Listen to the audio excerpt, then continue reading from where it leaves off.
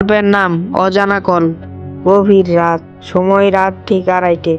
চারপাশে নিস্তব্ধ, মাঝে মাঝে রাস্তার ল্যাম্পপোস্টের আলো। ঝিঝি পোকা শব্দ ছাড়া আর কিছু শোনা যায় না। শহরের এক কোনায় পুরোনো একটা বাড়িতে থাকে আরাফাত। ইদানিং তার জীবনে নানান রকমের অদ্ভুত কিছু ঘটনা ঘটছে, যেমন আধারিতে ছায়া দেখা, হঠাৎ করে বিদ্যুৎ চলে যাওয়া, একা একা জানলা দরজা বন্ধ হওয়া। কিন্তু সে এগুলোকে তেমন পাত্তা দেয়নি। সেই রাতে আরাফাতের ফোন বেজে উঠলো। স্ক্রিনে কোনো নাম্বার নেই, শুধু লেখা আছে আননোন নাম্বার। ধুর, ফোন কেটে দিল, কিন্তু বারবার ফোন আসতে থাকলো। বিরক্ত হয়ে রিসিভ করলো সে। হ্যালো, কে? অফিস থেকে ভেসে এলো ফিসে কণ্ঠ। বের হয়ে আয়, তোর জন্য একজন অপেক্ষা করছে। আরাফাত হতবাক, কণ্ঠটা যেন কোথায় শুনেছে আগে। বের হয়ে বারান্দায় এলো। চারদিক ফাঁকা, একটা পাতাও নড়ে না, রাস্তা ফাঁকা। ফিরে এসে দরজা লাগিয়ে আবার শুয়ে পড়ল। ঠিক 5 মিনিট পর আবার সেই কল। এবার জানালার পাশে হালকা শব্দ।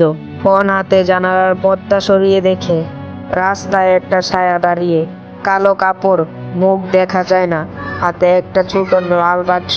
হয়ে গলা শুকিয়ে গেল। আরাফাত আবারই ফোনে বলল, কে আপনি? কি চান? ওপাশের কণ্ঠ, আজ থেকে 7 বছর আগে তুই একটা ভুল করেছিলি, মনে আছে? এই কথা শুনে আরাফাতের শরীর কাঁপতে লাগলো। হ্যাঁ, 7 বছর আগে রাতে পুরনো কবরস্থানে ঢুকে বন্ধুরা সবাই মজা করছিল। পুরনো একটা কবরে লোহার তালা লাগানো একটা বাক্স দেখে কৌতূহলে খুলে ফেলে। ভিতরে ছিল একটা পুরনো তাবিজ আর একটা চিরকুট। লেখা ছিল যে এই বাক্স খুলবে তার সাথে আমি থেকে যাবো চিরদিন। তখন ভয় পেয়ে তাবিজটা নিয়ে এসেছিল আরাফাত। তারপর থেকে জীবনে অশুভ কিছু ঘটনা লেগেই ছিল। 15 পাশ থেকে সেই অদ্ভুত কণ্ঠ আবারই বলল, তোর সময় শেষ, বাক্সটা আবারই খুলে দেখ। এবার দরজায় টুকাটুকি হয়ে গলাটা শুকিয়ে গেল।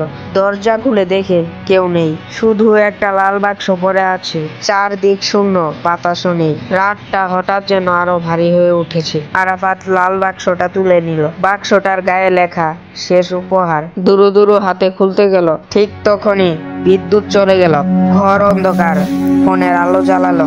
বাক্স খুলতেই বের হলো সেই পুরনো তাবিজ আর 7 বছর আগের সেই চিরকুট। এইবার চিরকুটের লেখাটা বদলে গেছে।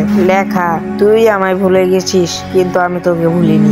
আজ রাতে তোর সাথে দেখা হবে। এই লেখা পড়তেই পিছন থেকে ঠান্ডা বাতাস। আরাফাত ঘুরে তাকাতেই একটা ছায়া তার মুখোমুখি। কালো কাপড়, সাদা চোখ আর হালকা হাসি। ঘটনা এখানেই শেষ।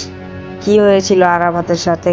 সে কি বেঁচে আছে নাকি তা জানতে হলে পরবর্তী পর্ব আসছে।